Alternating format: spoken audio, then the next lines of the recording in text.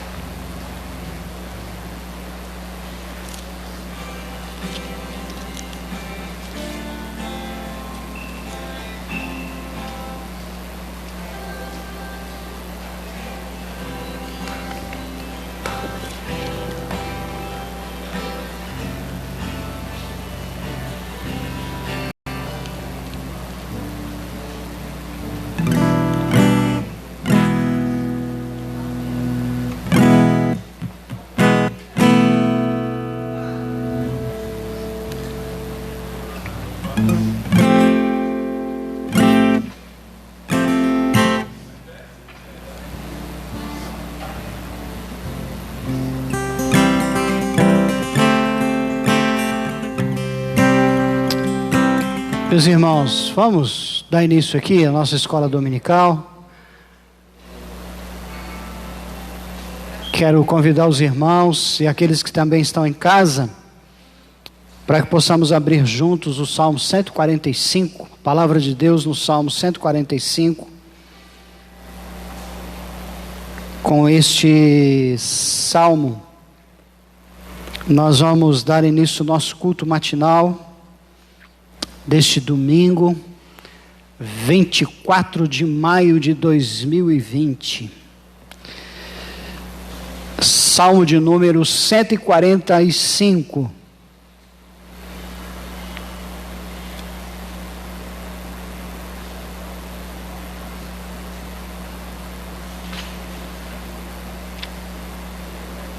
Salmo de número 145, irmãos. A palavra do Senhor nosso Deus nos diz assim: Exaltar-te-ei, ó Deus meu e Rei, bendirei o teu nome para todo sempre. Todos os dias te bendirei e louvarei o teu nome para todo sempre. Grande é o Senhor e muito digno de ser louvado. A sua grandeza é insondável. Uma geração louvará a outra geração as tuas obras, e anunciará os teus poderosos feitos. Meditarei no glorioso esplendor da tua majestade e nas tuas maravilhas. Falar-se-á do poder dos teus feitos tremendos, e contarei a tua grandeza. Divulgarão a memória da tua muita bondade, e com júbilo celebrarão a tua justiça. Benigno e misericordioso é o Senhor, tardio em irar-se e de grande clemência. O Senhor é bom para todos, e as suas ternas misericórdias permeiam todas as suas obras. Todas as tuas obras te renderão graças, Senhor, e os teus santos te bendirão. Falarão da glória do teu reino e confessarão o teu poder, para que aos filhos dos homens se façam notórios os teus poderosos feitos e a glória da majestade do teu reino. O teu reino é o de todos os séculos, e o teu domínio subsiste por todas as gerações. O Senhor é fiel em todas as suas palavras e santo em todas as suas obras. O Senhor sustém os que vacilam e apruma todos os prostrados. Em ti esperam os olhos de todos, e tu a seu tempo lhes dá o alimento. Abre a mão e satisfaz de benevolência a todo vivente. Justo é o Senhor em todos os seus caminhos, benigno em todas as suas obras. Perto está o Senhor de todos os que o invocam, de todos que invocam em verdade. Ele acode à vontade dos que o temem, atende-lhes o clamor e os salva. O Senhor guarda todos os que o amam, porém os ímpios serão exterminados. Profira a minha boca louvores ao Senhor, e toda a carne louve ao seu santo nome, para todos sempre. Amém. Senhor, nós queremos exaltar o teu santo nome nesta manhã, agradecidos, ó Deus, pelo grande privilégio e, ó Deus, a bênção de estarmos juntos mais uma vez como Igreja do Senhor sobre a face da terra. E nós queremos, Pai, exaltar o teu santo nome, os irmãos que já estão aqui no templo e aqueles, ó Deus, que estão assistindo dos seus lares através da internet. Nós queremos exaltar o teu santo nome. Como diz o salmista, nós temos experimentado a tua bondade e visto, ó Deus, o cuidado do Senhor para conosco. Só nos resta, ó Deus, agradecer pelos poderosos feitos do Senhor sobre as nossas vidas, pela tua proteção, pelo alimento, pelo teto, pela vestimenta, ó Deus, pela água que sacia a nossa sede, por tudo que bondosamente, dia após dia, o Senhor tem nos dado, ó Deus, de forma graciosa. Então receba o nosso louvor, a nossa gratidão, pois nós assim o fazemos nesta manhã, orando, Pai, no nome santo do Senhor Jesus. Amém. Esse salmo, irmãos, é um tremendo convite de louvor e adoração ao nosso Deus. Verso 4 fala disso, verso 2 fala disso, o verso 21 fala disso. Há vários versículos aqui que falam do louvor e adoração ao nosso Deus. Mas os versos 1 e 2 dizem assim: exaltar-te-ei, ó Deus meu e Rei, e bendirei o teu nome para todos sempre. Todos os dias te bendirei e louvarei o teu nome para todo o sempre. E que assim seja, no nome santo de Jesus. Amém? Vamos cantar ao Senhor nosso Deus.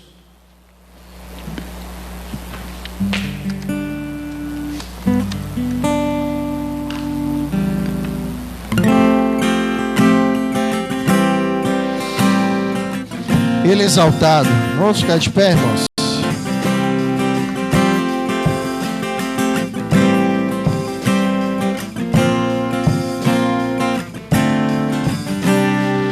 Ele exaltado, exaltado no céu. Eu louvarei. Ele exaltado para sempre, exaltado o seu nome. Louvarei.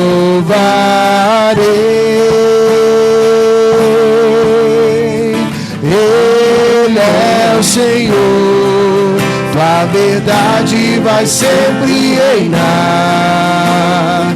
Terra e céus teu santo nome. Ele exaltado, o Rei exaltado no céu. Ele exaltado, o Rei exaltado no céu. Eu louvarei, Ele exaltado, para sempre exaltado o seu nome. Louvarei.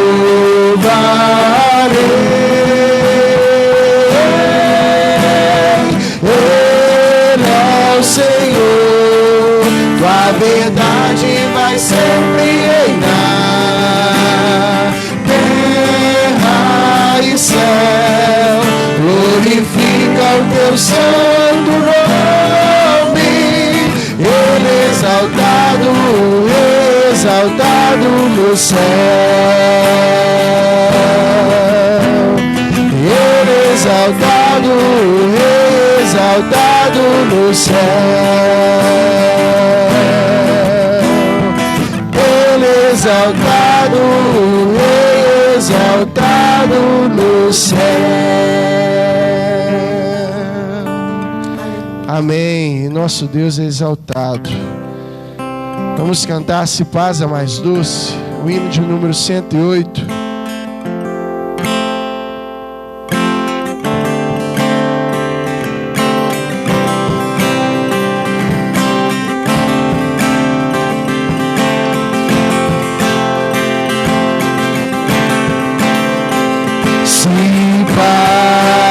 A mais doce me deres gozar, Senhor, a mais forte sofrer. Ó, seja o que for, tu me fazes saber que feliz com Jesus sempre sou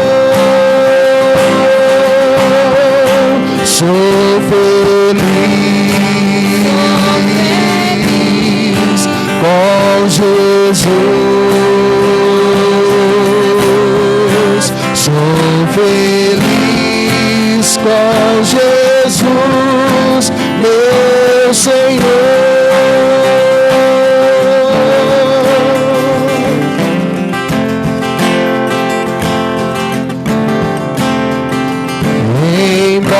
Embora me assalte o cruel Satanás e ataque com vis tentações, ó, certo estou, apesar de aflições, e feliz eu serei com Jesus, sou feliz com Jesus, sou feliz com Jesus, meu Senhor. Meu triste pecado por meu Salvador foi pago de um modo cabal.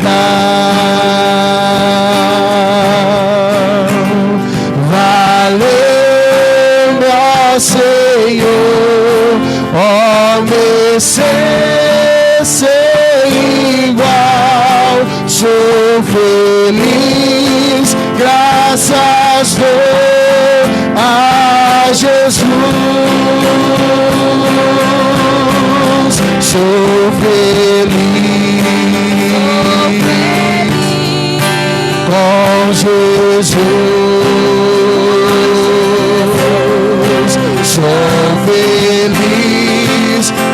com Jesus, meu Senhor.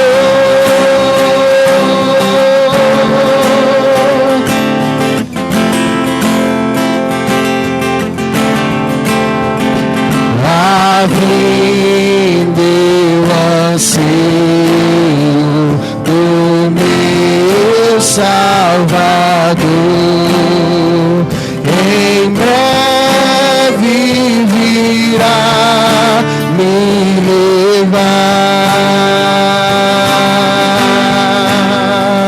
ao céu, onde vou para sempre morar, com remidos da luz do Senhor.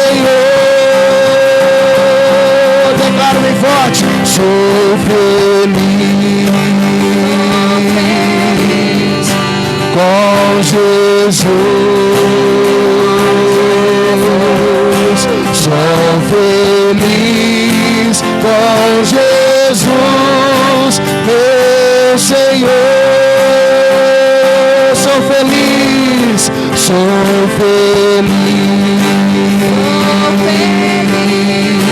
com Jesus, sou feliz com Jesus, meu Senhor.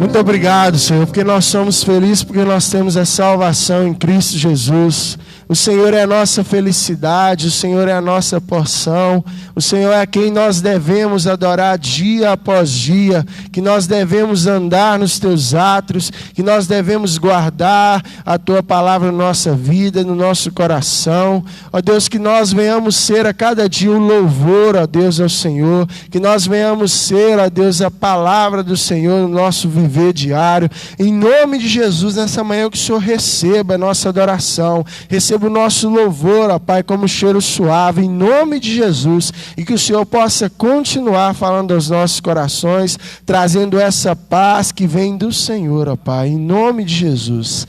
Amém. Poder sentar, irmãos.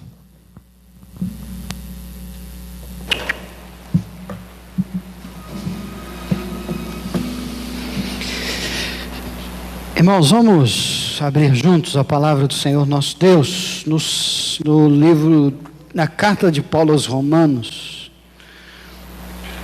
no capítulo de número 8. Ok.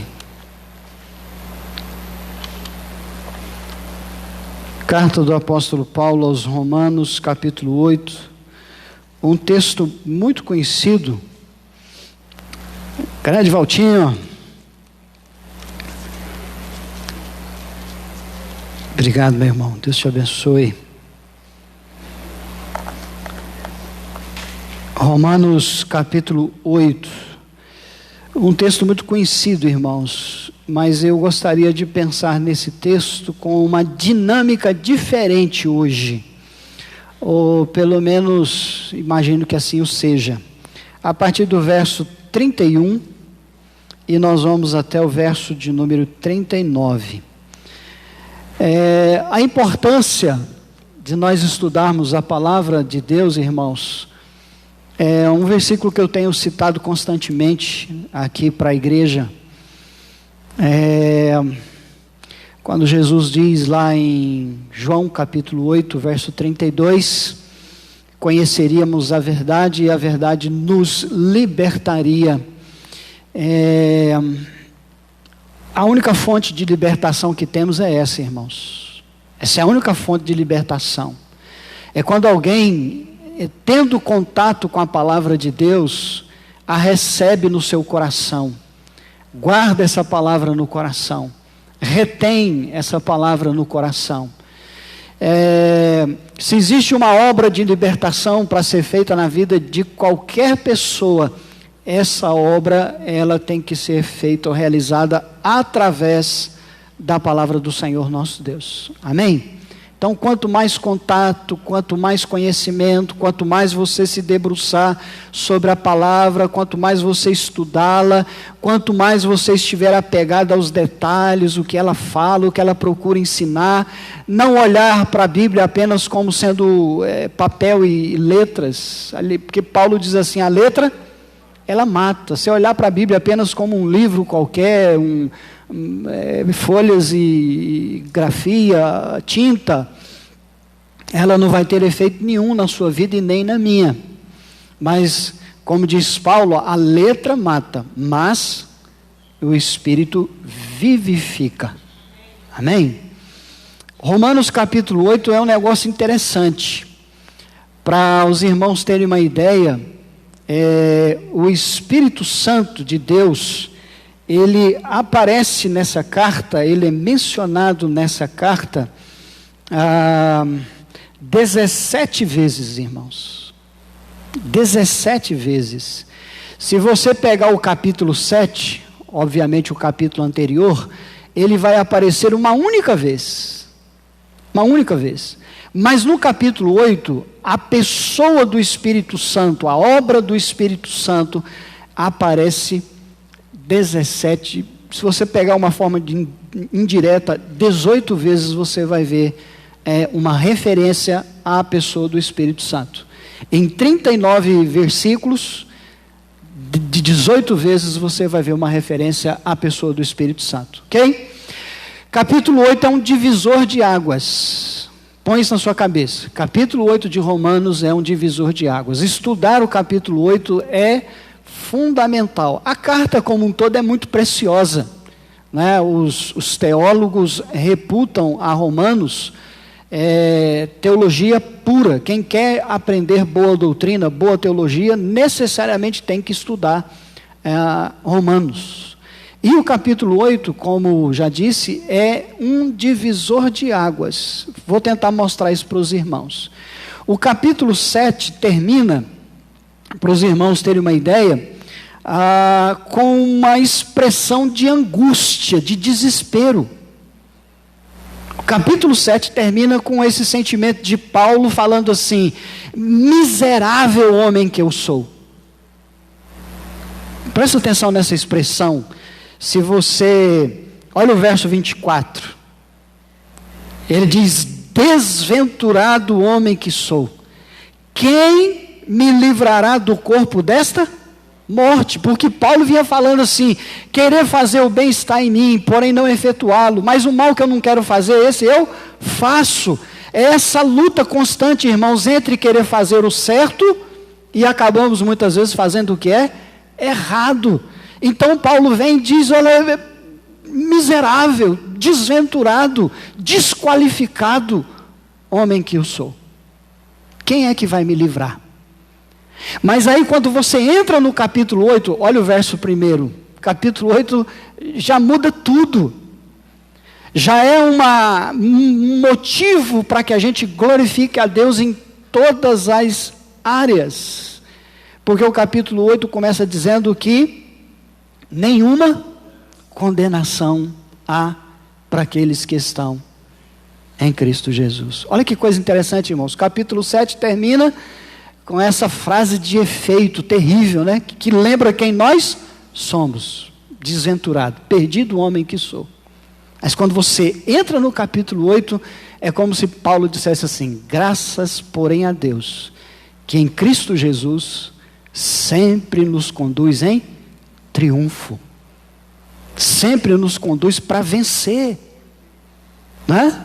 Por isso ele diz que nenhuma condenação há para aqueles que estão em Cristo. Olha a expressão, porque ele fala assim, ó: agora pois, já. Parece uma redundância, né? Agora, pois, já. Ele está querendo enfatizar essa verdade, irmãos, de modo que a gente não tem o direito de jogar pedra em ninguém, porque todos nós somos desventurados, mas em Cristo nós não podemos ser condenados. Não é interessante? Essa é uma boa observação. Outra coisa, No capítulo 8, Paulo, ele fala dessa luta entre o espírito e a carne. Essa coisa constante que a gente vive em luta. O capítulo anterior, como a gente já viu, termina dessa forma trágica. Mas no capítulo 8, Paulo vai dizer que aqueles que andam pelo espírito, eles militam contra a carne. E é isso que Deus quer de nós, irmãos. É que cheios do Espírito Santo, nós possamos lutar contra os nossos desejos carnais. Caso contrário, aquela palavra de Paulo aos Gálatas, né? Que o fruto da carne, os desejos da carne levam lá uma série de coisas, lembra? Avareza, prostituição, idolatria, feitiçaria, um monte de coisa. Mas o fruto do Espírito é, né? Amor, benignidade, bondade, misericórdia, mansidão, domínio próprio. Contra essas coisas não há lei. Então, se você ler o capítulo 8, você vai entender isso. Essa luta constante que nós temos que ter, cheios do Espírito, contra a nossa própria natureza. Como dizia Martinho Lutero, nós temos que matar um leão todo dia. Todo dia. Lutamos contra a nossa carne, lutamos contra os prazeres deste mundo e lutamos contra as artimanhas do diabo. Pensa, só cheios do Espírito Santo para vencermos essa batalha. Amém? Mas louvado seja o nome do Senhor, porque Ele nos permite assim. Então, estudar o capítulo 8, irmãos, é extremamente interessante. E Paulo divide esse capítulo 8 em 4 partes distintas. E eu queria que os irmãos saíssem daqui hoje com essa consciência. Porque nessa manhã, eu quero trazer uma palavra de esperança para o nosso coração. Mas eu queria que os irmãos entendessem isso. Paulo pega esse capítulo 8 e ele divide o capítulo 8 em 4 partes muito distintas. Por exemplo, se você pegar o verso 1 e for até o verso 4, a gente não vai ler. Mas depois em casa você pode fazer esse exercício, vai ficar gravado o nosso culto matinal. Então depois em casa você pode assistir com tempo e você pode fazer as suas anotações se você quiser, ok? Mas do verso 1 ao verso 8, Paulo está dizendo que nós alcançamos vitória em relação ao julgamento. Então olha só, o Apocalipse 12 fala assim, que o diabo, nosso adversário, nos acusa de dia e de noite. De dia e de noite. É como se ele estivesse lá diante de Deus, dizendo assim, ô Deus, mas olha lá o Wellington lá, ó. Olha lá. Ó, como é que ele fica nervosinho fácil. Olha lá como é que ele faz diante daquela situação. Olha lá, ó. Todo dia, de dia e de noite ele fica lá nos acusando. Aí vem Paulo e nos lembra que agora, pois, nenhuma condenação há para aqueles que estão em Cristo Jesus. Então nós temos a vitória sobre o julgamento. Segundo, se você ler do verso 5 ao verso 17, você vai perceber que Paulo está dizendo que nós temos vitória sobre a possibilidade da derrota, do fracasso. Se você ler aí do verso 5 ao verso 17, você vai perceber isso. Paulo está falando que somos vitoriosos sobre o fracasso, a derrota. Nós vencemos. Não podemos cair nessa, não é? Verso 9, se você ler, por exemplo, vós, porém, não estáis o quê? Na carne, mas no Espírito, se de fato o Espírito de Deus habita em vós. Olha que coisa interessante, não é? Verso 10 fala, se porém Cristo está em vós, o corpo na verdade está morto por causa do pecado, mas o Espírito é o quê? Vida, por causa da justiça. Verso 11, se habita em vós o Espírito daquele que ressuscitou a Jesus dentre os mortos, esse mesmo que ressuscitou a Cristo Jesus dentre os mortos, vai fazer o quê? Vivificará também o vosso corpo mortal, por meio do seu Espírito que em vós habita. Ó, vitória sobre a morte, aquilo que nos traz derrota, o Espírito nos faz vencedor. Terceiro, se os irmãos olharem do verso 18 ao verso 30, os irmãos vão perceber que Paulo está falando que nós temos vitória sobre o sofrimento. Conhece alguém que não sofra nessa vida? Conhece? Eu não conheço. Todos nós enfrentamos sofrimento. Todos. Do menor ao maior, obviamente em diferentes escalas, mas todos nós enfrentamos sofrimentos. Olha, por exemplo, o verso 18, ó. Porque para mim tenho por certo que os sofrimentos do quê? Do tempo presente. Olha só, sofrimentos do tempo presente. Aí Paulo vem e diz assim, não podem ser comparados. O que a gente sofre aqui, irmãos, o que a gente passa aqui, não chega nem perto da glória que será revelada em nós. É por isso que a mensagem do livro do Apocalipse é ser fiel até a morte. E dar-te-ei, né? A coroa da vida eterna. Então, Paulo está dizendo que nós temos vitória sobre o sofrimento. Sofremos, irmãos. Quem que não sofre? Enfrentamos sofrimento todos os dias. Nesse tempo de crise, então, nem se fala. Não é? No entanto, Paulo vai nos assegurar a vitória sobre o sofrimento. Se você olhar, por exemplo, o verso de número 28. Olha como começa o verso 28. Começa como? Sabemos. Não é aquela palavra assim, será? Quem sabe? Pode ser possível. Não, Paulo começa dizendo, sabemos.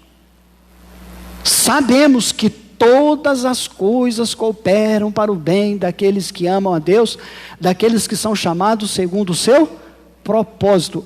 Até o sofrimento, irmãos. Até o sofrimento coopera, contribui para o bem daqueles que amam a Deus, daqueles que são chamados segundo o seu propósito. E aí nós vamos chegar, quarta verdade então, a quarta divisão que Paulo faz, está aí no verso 31 até o verso 39, que Paulo vai dizer que nós temos a vitória sobre o medo. Medo. Presta atenção que Paulo fala de 3 níveis de medo aí, do verso 31 até o verso 39. Mas ele diz que nós temos vitória sobre o medo. Medo. Mas ele fala de 3 níveis de medo. Se você olhar para esse texto, olha por favor o que diz o verso de número 33. Primeiro medo, irmãos. Diz Paulo. Quem tentará o quê? Acusação. Todos nós temos medo de sermos acusados. Todos nós. Acusação. Como eu falei em Apocalipse capítulo 12, o diabo todo dia, dia e noite, ele comparece lá diante do nosso Deus dizendo, olha lá, ó, tá vendo o Atos? Olha lá o Atos lá, ó. Olha lá o Wellington lá, não fala que é pastor, que é não sei, olha lá, olha lá. Medo da acusação, irmãos. Medo de sermos acusados, mal interpretados, ou julgados, ou acusados de forma equivocada, errônea.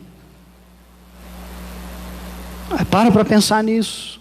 Um segundo medo que o texto fala, está aí no verso de número 34. Paulo diz assim, quem os pensa? Condenação, irmãos. Tem gente que confunde muito a vida cristã, e para não ser condenado, e aí começa a se submeter a um monte de regrinhas. Faz isso, faz aquilo outro. Planta bananeira.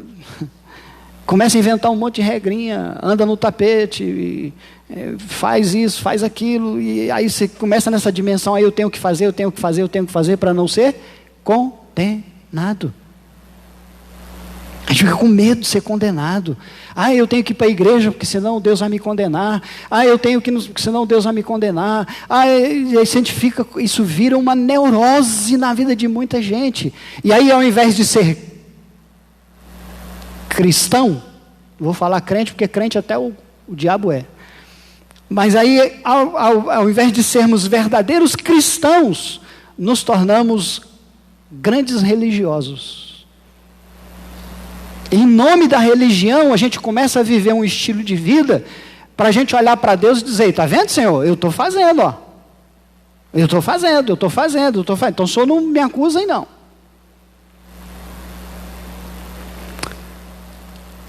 Condenação. Terceiro medo, irmãos, está no verso 35. Qual é o medo? O medo da separação. Pensa aí, irmãos. Existem 3 níveis de morte.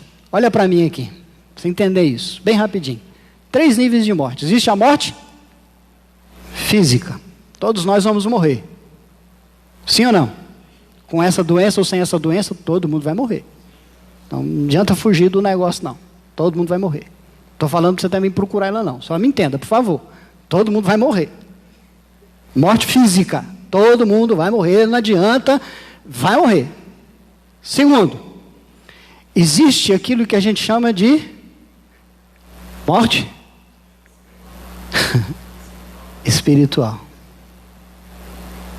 Enquanto você não nascer de novo, você é um morto espiritualmente. Lembra de Nicodemos? E Jesus olha para ele e diz o quê? Você tem que nascer de novo, meu filho. Senão você não vai ver. Como é que pode voltar? Não, é desse nascimento natural que eu estou falando. Estou falando do nascimento espiritual. E terceiro, existe a questão da morte eterna. É quando o homem será totalmente banido de Deus. Totalmente tirado da presença. Você tenta imaginar isso? O que Paulo está querendo dizer aqui: quem nos separará do amor de Cristo? Quem é que vai nos desvincular desse amor? Porque é o amor de Cristo, irmãos, que nos perdoa, que nos restaura, que nos garante a vida eterna, que nos dá a salvação. É por causa do amor dele que ele foi parar naquela cruz. É porque Deus amou o mundo de tal maneira que ele deu o seu único filho. Mas tente imaginar alguém separado desse amor, tirado desse amor, arrancado desse amor. Então Paulo fala de 3 níveis de medo: o medo da acusação, o medo da condenação e o medo da separação.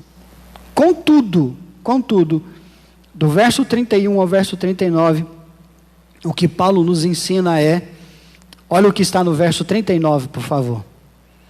Quando ele começa a dizer, que nada vai nos separar do amor de Deus que está em Cristo Jesus. Ele diz: nem a altura, nem a profundidade, nem qualquer outra criatura poderá separar-nos do amor de Deus que está em Cristo Jesus, nosso Senhor.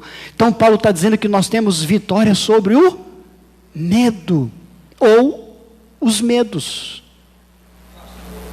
Pois não. Fala aqui, irmão Jeremias, no microfone, porque aí o pessoal de casa vai escutar o senhor. É interessante a gente olhar o versículo 39, porque o apóstolo Paulo deixa claro que nada pode separar. E ele termina o capítulo 7 dizendo que lá nada pode livrar. Então, ou seja, 2 possibilidades reais. De um lado, nada pode nos livrar do corpo da morte.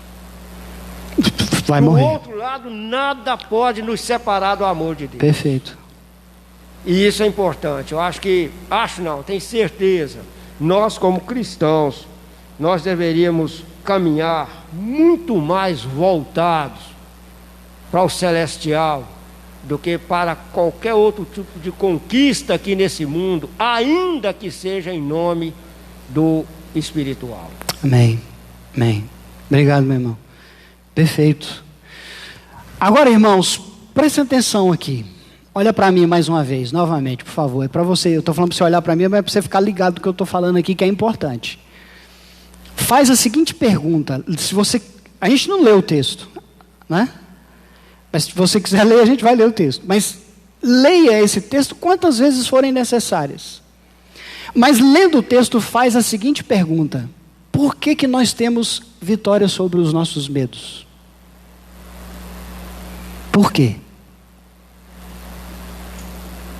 É porque eu sou bom, é porque eu sou dizimista, é porque eu cumpro com as minhas obrigações na igreja, é porque eu pertenço a um ministério tal, é porque eu tenho a carteirinha de identidade aqui da Igreja Presbiteriana de Belo Oriente, eu sou crente aqui, ó. É isso? O que nos faz, o que nos garante a vitória, irmãos? Por que a gente tem vitória sobre essas 4 áreas tão distintas que Paulo está falando, cada uma delas? Vitória sobre a questão da, né, quem é que vai nos condenar? Nenhuma condenação há. Quem que vai exercer juízo sobre nós? Sobre os crentes, sobre os cristãos? Quem é que vai exercer? Presta atenção nisso. Quer ver uma outra realidade? Já eu te dou essa resposta. Se você já tem, ótimo. Senão, daqui a pouco eu te dou a resposta. Mas olha, por favor, a partir do verso 18. Quando Paulo vai falar que nós temos vitória sobre os sofrimentos. Presta atenção. Há outros 3 níveis aqui de sofrimento que Paulo fala. 3 níveis de sofrimento, quer ver? Olha o verso 22. Paulo fala assim: porque sabemos que toda a criação, a um só tempo faz o que, irmãos? Geme e suporta angústias até agora. Paulo está dizendo que a própria natureza, ela geme. Olha para a natureza, irmãos. Olha para a natureza. Nós estamos no mês de maio, caminhando para o final do mês de maio. Ontem eu fui fazer um pedalzinho leve, 105 quilômetros. Eu queria ter andado 150, viu, pastor Jeremias? Não dei conta não, 105. Não é que eu não dei conta, o companheiro não aguentou não. Vamos embora para casa, vamos embora. Aí você passa ali aquela ponte indo para Açucena, olha para o rio ali, olha para aquele rio e você vai ver a natureza gemendo. Está secando, irmãos. É comum você ver um bloco de areias aqui surgindo dentro da água, a água está secando.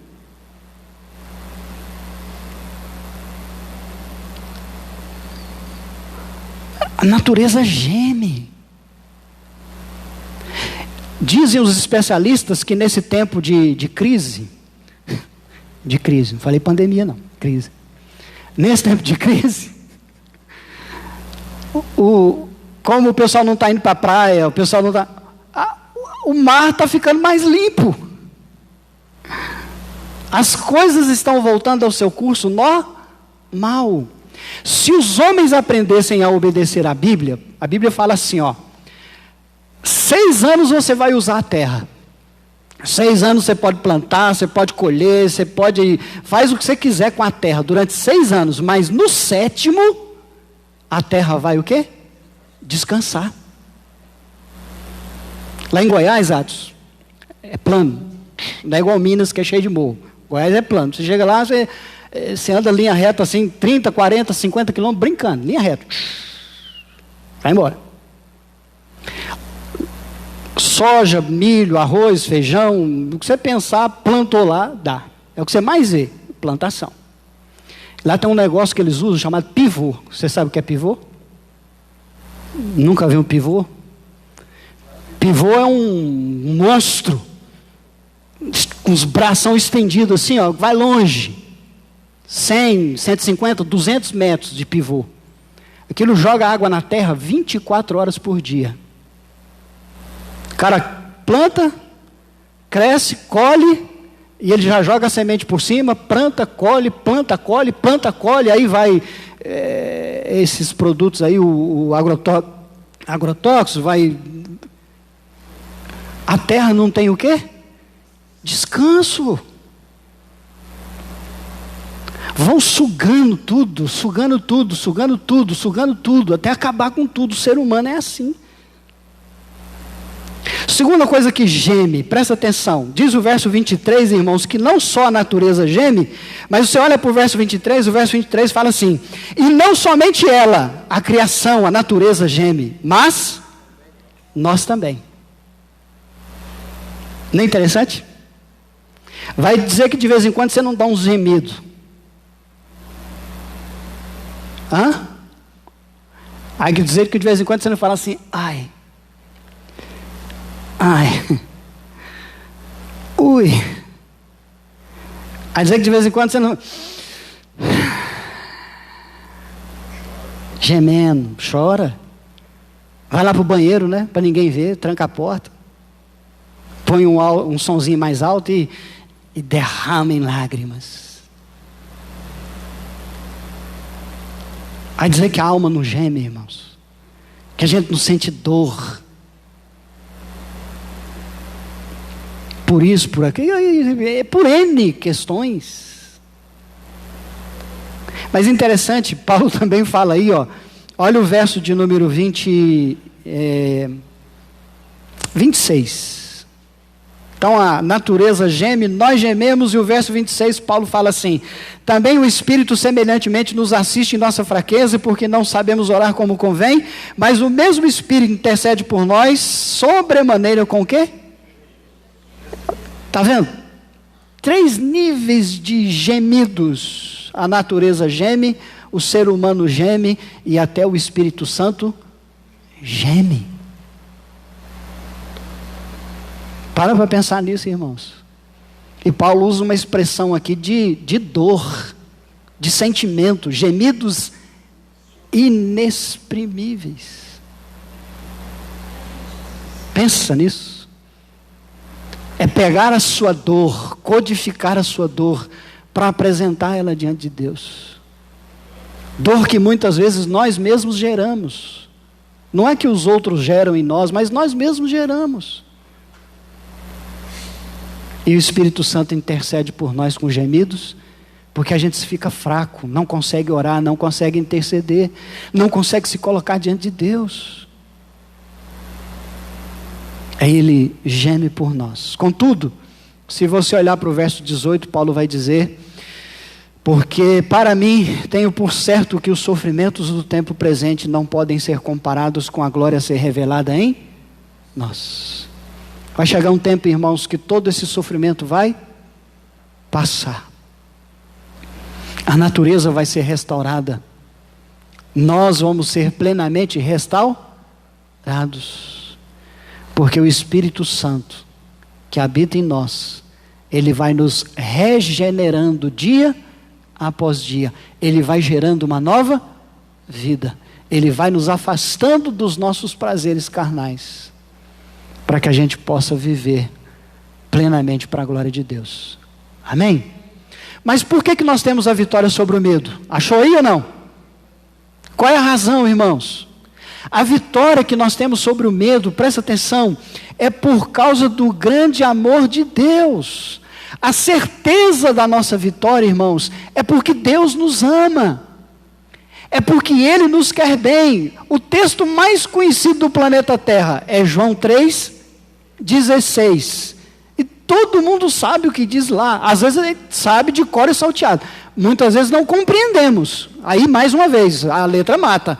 O Espírito vivifica. Porque uma coisa é você ler lá, uma coisa bonita: Deus amou o mundo de tal maneira que deu o seu Filho unigênito para que todo aquele que nele crê não pereça, mas tenha a vida eterna. Saber isso é uma coisa. Outra coisa é você internalizar isso, viver isso, compreender isso, dimensionar isso, mensurar isso. É entender, amados irmãos, o quanto Deus fez, porque Ele simplesmente nos amou, e Ele nos amou numa condição de perdidos, nós estávamos condenados. Não é que Deus amou porque, esse camarada é bonzinho demais, ele é certinho demais, eu amo ele porque ele era muito bonzinho. Não, Ele nos amou quando nós ainda éramos o quê? Pecadores. Então, quando a gente olha para esse texto, nós temos vitória. É Paulo dizendo: quem nos separará do amor de Deus que está em Cristo Jesus? Quem é que vai nos separar? Existe algo que pode separar?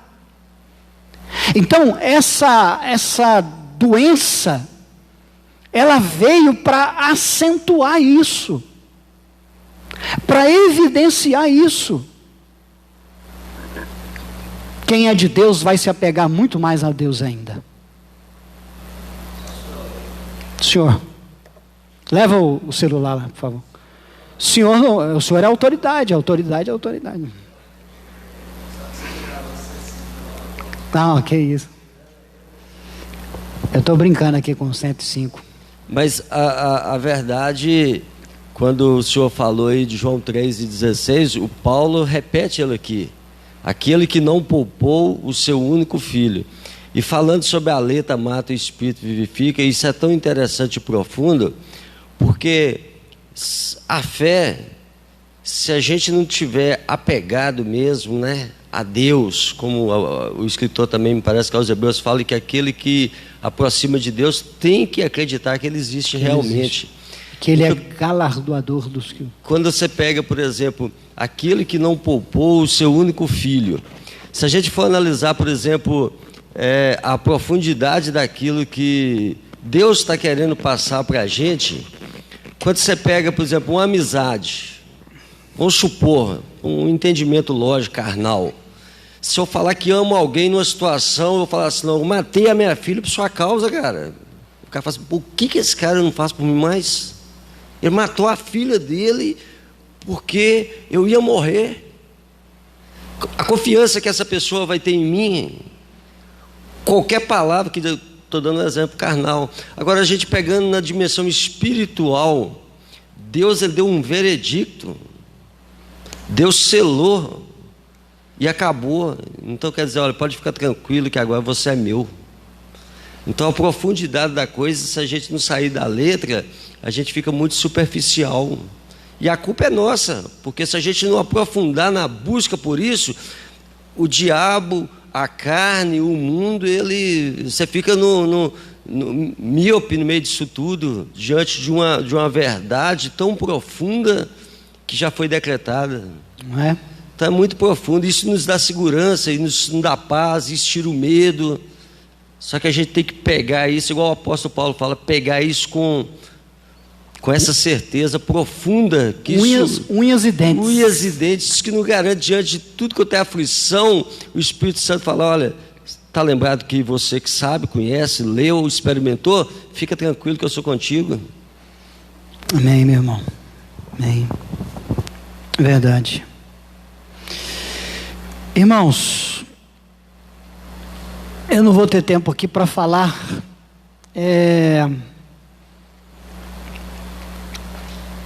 porque agora que a gente ia entrar no texto, né?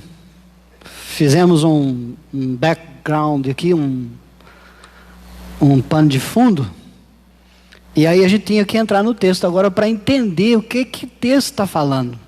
Se Paulo está dizendo que temos vitória sobre os nossos medos, medo da acusação, da condenação, da separação, se nós temos vitória, e a base dessa vitória não é o nosso merecimento, não é por mérito, né? Mas é por causa do grande amor de Deus, como acabou de falar o presbítero Vaninho. Então nós precisamos entender que Paulo está falando aqui de 4 níveis em que você pode ver esse amor de Deus. 4 níveis. E aí a gente tinha que ter tempo para falar desses 4 níveis, ok? Mas nesses minutos que nos restam aqui, vamos tentar falar de pelo menos um ou 2 deles aqui. antes da gente encerrar. Presta atenção no verso 31 e verso 32, que você vai entender que a nossa vitória, a base dela é o amor de Deus, por uma razão muito simples, irmãos. Porque o amor de Deus, ele é um amor sacrificial. O amor de Deus é um amor sacrificial. Olha o que Paulo está dizendo. Que diremos, pois, à vista destas coisas? Se Deus é por nós, quem será contra nós? Aquele que não poupou o seu próprio filho, antes por todos nós o entregou. Porventura não nos dará com ele graciosamente todas as demais coisas? Então presta atenção, o amor de Deus é um amor sacrificial, como disse o presbítero Vaninho. Aí, querido, você tem que a Valéria, a Carlas, vamos falar da Carlas. A Carlas é uma excelente boleira, confeiteira, obrigado, porque boleira é quem joga bola, né? Não é não? E os irmãos entenderam, ela faz bolo, pronto, e de forma excelente, não é isso? Só que se ela parar no tempo e no espaço, não estudar, não procurar uma técnica nova, não é assim? Começar a fazer testes, essa coisa, procurar conhecimento, ciência, aprofundar o conhecimento que já tem, para ir se aperfeiçoando, ela vai ficar para trás, sim ou não? Vai. Com a palavra de Deus, irmãos, não pode ser diferente. Não adianta vir um pastor aqui, um presbítero aqui, um diácono aqui e falar assim, o amor de Deus é um amor sacrificial. Olha o versículo aí, Deus não poupou o seu próprio filho, antes por todos nós entregou. Aí você fica igual o calango. É verdade, fica igual o calango. Mas nunca mais volta nesse texto, nunca mais aprofunda aquilo que o Vaninho falou. Você não vai no cerne do negócio, você não cavuca para ir lá fundo. Então tenta entender, irmãos, essa dimensão desse amor sacrificial. Você tem que olhar para duas coisas aqui, duas. Você tem que olhar para duas realidades. A primeira, observe o verso 31. Que diremos, pois, à vista destas? Paulo vem falando do sofrimento. Paulo vem falando que nenhuma condenação há para quem está em Cristo Jesus. Paulo vai falando da vitória sobre as nossas fraquezas, né? Como ele fala aí da carne e do espírito. Paulo vem falando dessas coisas e ele diz assim, diante disso, que diremos, pois, à vista dessas coisas? Aí a primeira coisa que ele fala é o seguinte, presta atenção. Paulo não está dizendo assim, quem é contra nós? Antes de falar quem é contra nós, ele diz assim, se Deus é por nós, quem? Aí ele termina a pergunta, quem será contra? Porque para ser contra, irmãos, para ser contra, você é contra você, nós somos contra nós mesmos, a carne é contra nós, porque a carne só quer fazer o que não presta. Eu acho interessante, aprender a cantar um hino na igreja é a coisa mais difícil do mundo. Olha para nós até hoje, você tem que pegar o celular e olha ali, e eu que me atrevo a querer tocar violão, então se não tiver cifra na minha frente, aí não sai nada. Não é assim? Mas passa um carro lá no mundo, tocando uma música mundana. Oh meu Deus do céu! Já fica gravado. É ou não é assim, irmãos? E assim, isso ainda tem um diabo ainda. Você acha? Como é que é? Você acha que é mole esse negócio? A gente é contra nós mesmos. A carne milita contra a gente. Todo dia, toda hora, a carne fica tentando mortificar, matar a gente, e você ainda tem o cão ainda. Pensa nesse negócio. Pensa. Só que aí você tem que entender o seguinte: Paulo não está dizendo assim, quem é contra nós? Para falar contra, foi assim, perdi a luta, a batalha não precisa nem iniciar o ringue, aí eu já me dou por vencido. Só que Paulo acrescenta: se Deus é por nós. E aí, meu querido, quem tem Deus enfrenta toda e qualquer situação nessa vida. Quem tem Deus enfrenta sofrimento, enfrenta os medos, enfrenta a natureza carnal, as paixões mundanas, enfrenta o diabo. Quem tem Deus, meu filho, vai até no inferno se for preciso. Ele vai, porque ele sabe que Deus é com ele. Maior é aquele que está em nós, irmãos. Então você não precisa ter medo de nada, de nada. Se Deus é por nós, quem será contra nós? E esse momento que a gente está vivendo, me ajuda aí, pelo amor de Deus. Mas para pensar nisso.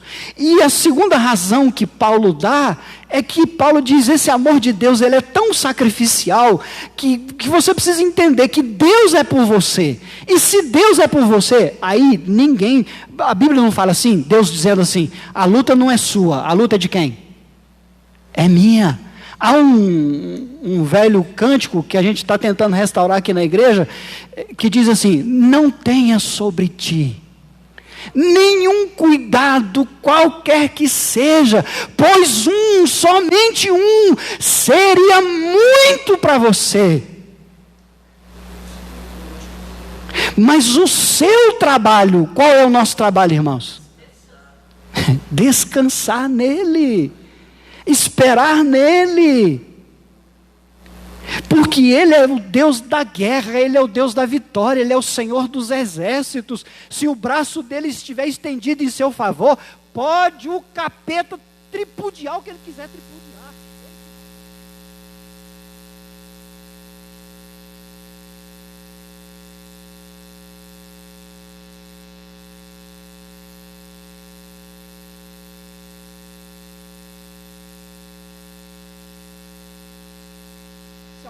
Alguém um dia, irmãos, presta atenção, se alguém um dia duvidar do amor de Deus, qual é a garantia que nós temos? Ele não poupou o seu próprio filho. Ô pastor, isso é porque a Bíblia diz. Não, meu filho, olha para a história. É a história que divide a raça humana antes de Cristo e depois de Cristo. Ninguém nega a cruz. Podem não aceitar a cruz, mas ninguém nega a cruz. Ninguém vai contra a cruz. Ele foi crucificado. A humanidade reconhece isso. Podem não aceitá-lo, podem não querê-lo. Aí é uma opção. A vida é feita de escolhas. Pode não querer, mas ninguém nega a cruz. E aí Paulo vem e diz: você quer uma garantia? Eu estou dizendo que eu vou estar com você. Se eu sou com você, ninguém pode ser contra você. Mas você quer uma garantia? Eu não poupei o meu próprio filho. Eu não escondi meu filho. Eu não coloquei ele atrás de mim. Eu não neguei o que eu tinha de melhor. Eu peguei o que eu tinha de melhor e eu dei por causa de você, Jeremias. Por causa de você, Walter. Por causa de você, Atos. O que eu tinha de melhor, eu dei. O que mais que vocês querem? O que mais?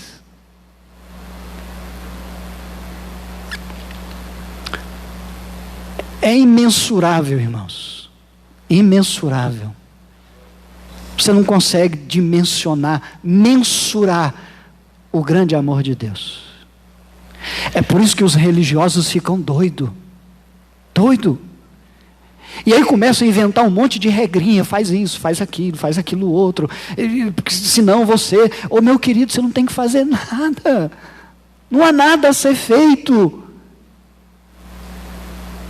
A cruz já foi levantada, o sangue já foi vertido, ele morreu, mas ele ressuscitou, está sentado à direita de Deus Pai, e um dia vai voltar para buscar a sua igreja. Não há mais nada a ser feito, a não ser abraçar o sacrifício dele pela fé em Cristo Jesus.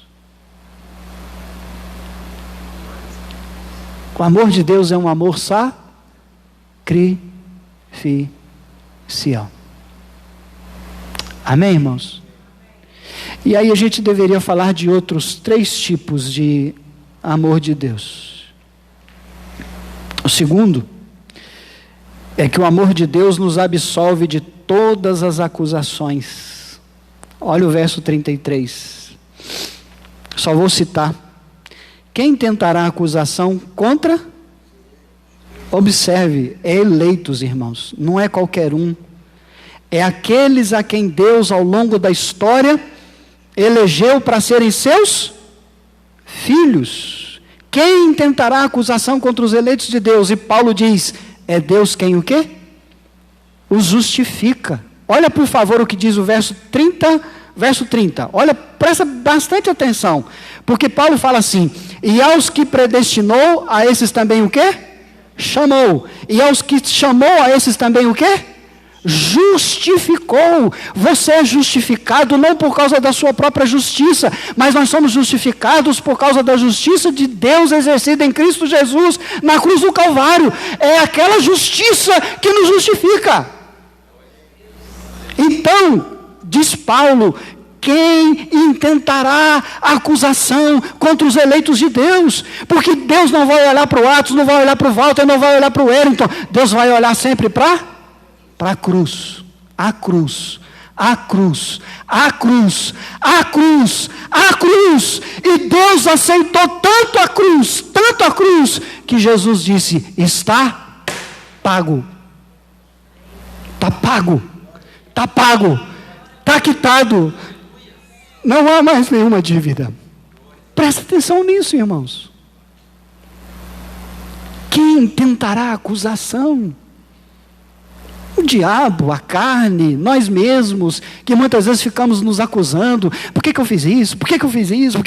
Não fique se acusando, se arrependa. Se arrependa. Mas não deixe o espírito de acusação te levar cada vez mais para o buraco, porque um abismo sempre vai chamar outro abismo. Mas se arrependa. Terceiro, se você olhar para o verso 34, a base da nossa vitória é o amor de Deus, porque Ele nos livra, irmãos, da condenação. É Ele quem nos livra da condenação. Quem os condenará? Quem é que vai condenar? E aí Paulo diz, olha que coisa tremenda, irmãos. É Cristo Jesus quem morreu, ou antes quem?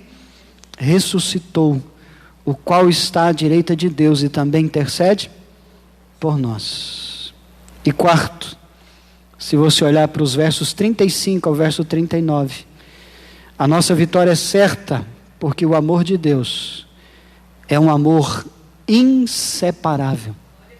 Inseparável. Quem é que vai separar, irmãos? Quem? Paulo diz, será tribulação, angústia, dor, espada, perseguição, morte, coronavírus, crise política, crise econômica. Quem é que vai nos separar do amor de Deus? Quem?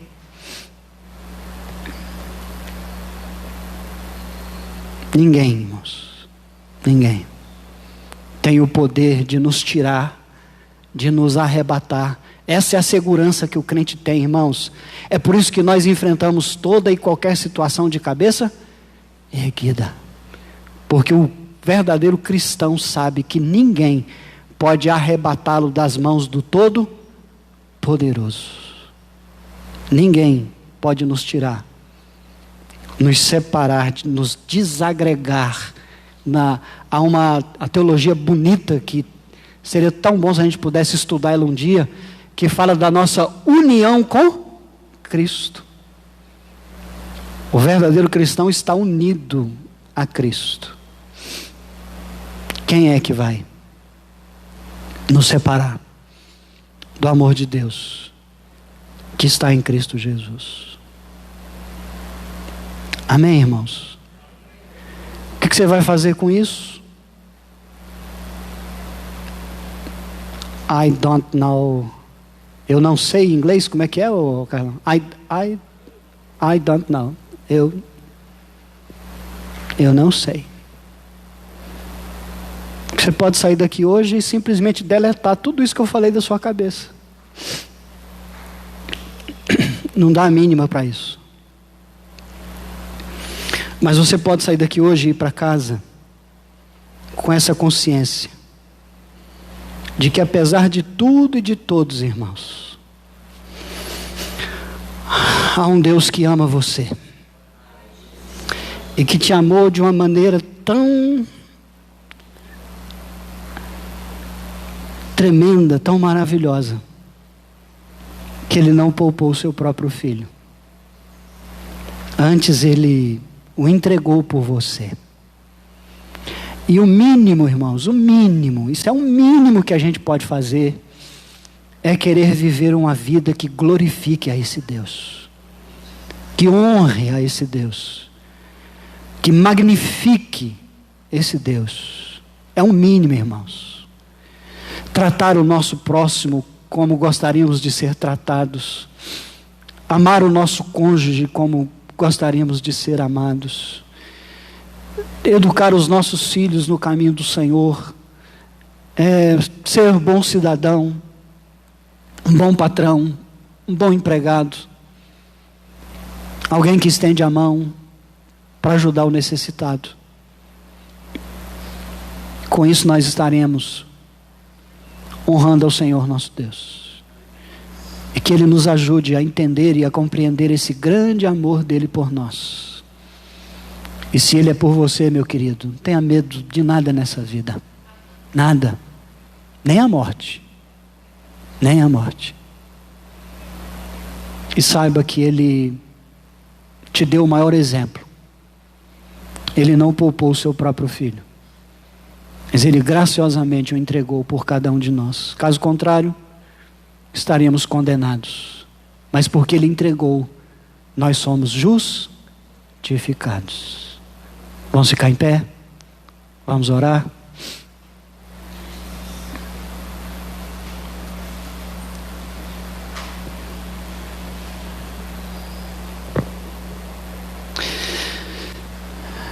Senhor, nós, pelo menos eu, Senhor, fico sem palavras.